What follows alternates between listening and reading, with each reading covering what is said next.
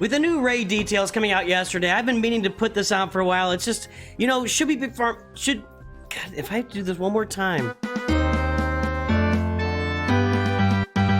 Greetings and hello there, everyone. It's me, your ever-loving Star Wars dad, recording this video for the 15th time. Yes, I am the dad who leaves and comes back with the milk because I guess you have no other choice. I will just keep. I don't know if I'm going to stick with that. I feel like that we maybe worn that one out. Anyway, hey, you know, the details for the raid were released yesterday. I know everybody's looking and everybody already hates it, and that's fine. You know me, guys. I'm a wait and see guy. I'm not going to hate the raid when it hasn't come out yet. I really struggle to read details of something and then say I love this, I hate it, I don't know.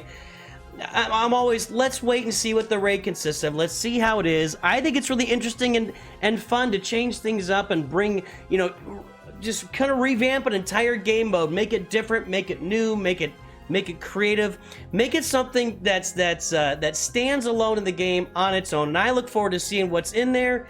Maybe I'm wrong. Maybe it's a giant turd. I guess we'll find out here pretty soon. But the raid details came out yesterday. I've been looking at this for quite a while, and I actually recorded a video yesterday. But what I found was, and I heard this on from you guys after I streamed, was, hey man, my music was way too loud, so I had the video recorded and I had to scrap the whole thing.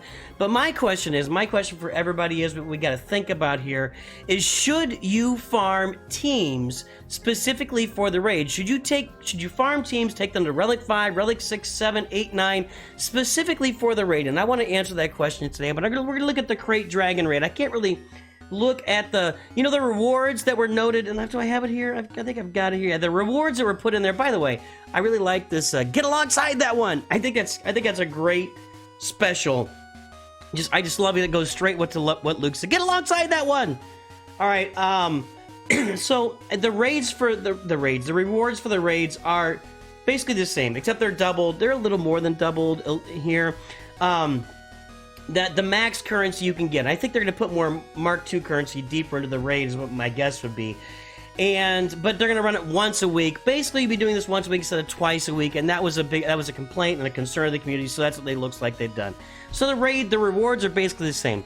Now, I want to look at what I'm doing in the Crate Dragon raid, kind of individually and also with my guild, to talk about, do I think you should farm teams and relic them up specifically for the raid? And the answer is a little bit of yes and no. I do believe you need to have teams. Like, you've got to have some teams and some relic characters that are ready for this raid. I'm going to have Galactic Legend Leia on this account.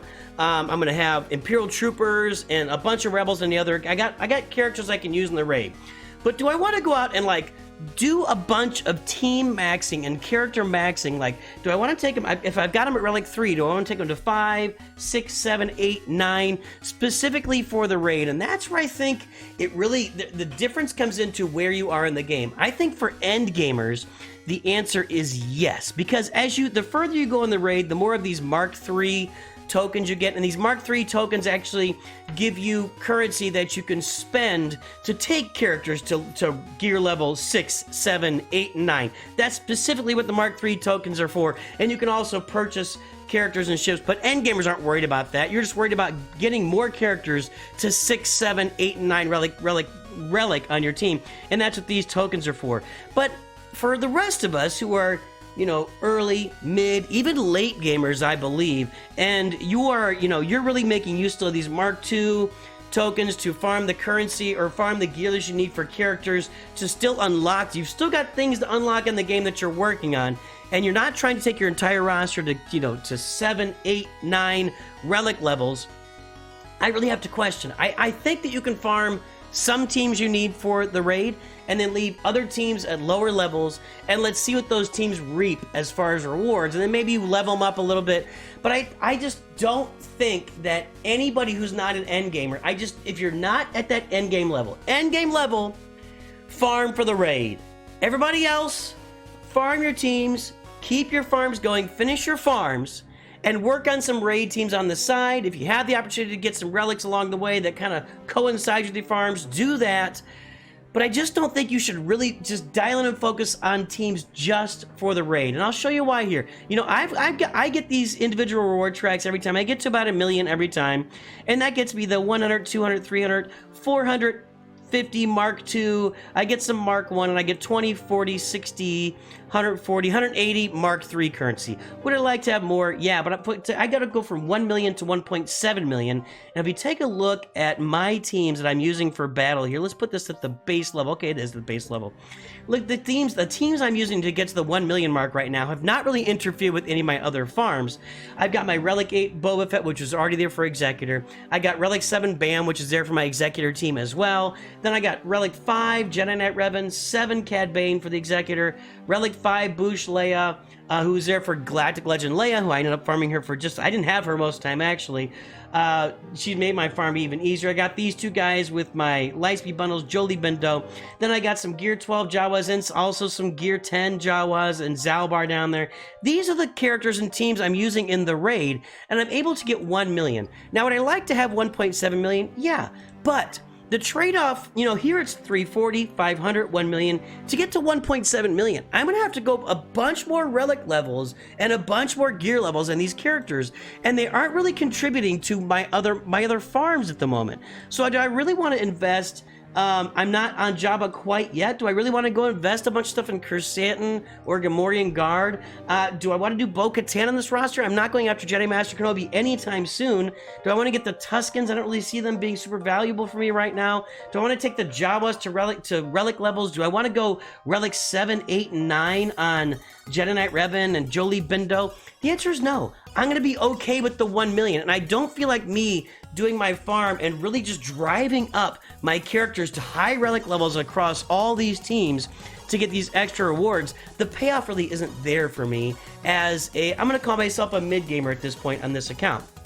Now, if we also look at the guild track for this, so the guild track for my guild right now, we are at 350 million, 351 million.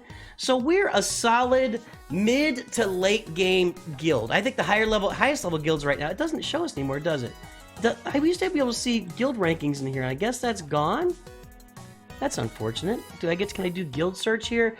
Anyway, for the highest level guilds in the game, you're looking at 450, 500 million in the guilds, and those are your end game guilds. And again, the end game guilds should farm directly for the raids, and they probably are. But here I am, mid to late game guild, 351 million, and my guild in the Crate Dragon raid, we are getting this 25 million crate every time. Now, if we look at the jump, it goes from 25 million to 90 million. And we usually end up with right here about 30 to 35 million. 90 million. We would have to triple our output to get to the next crate. And what would that get us?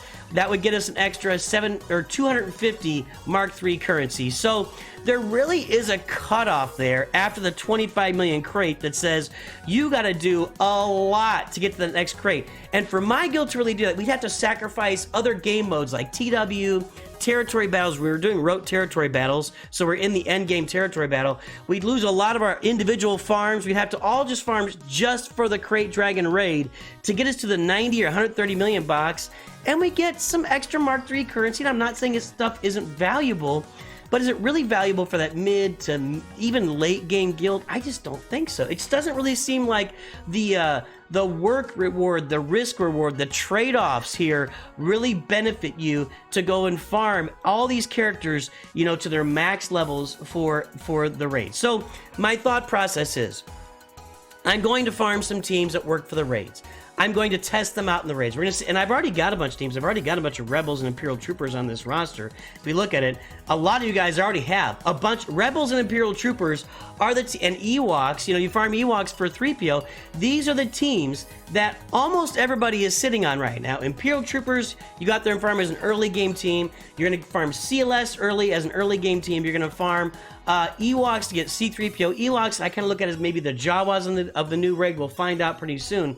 But we're all going to have a lot of these teams available to us already. So should I go out and Relic Veers and Relic Stark? I think they work in the raid. You know, just now, should I already do it? Should I do it after the raid starts? I really don't think so.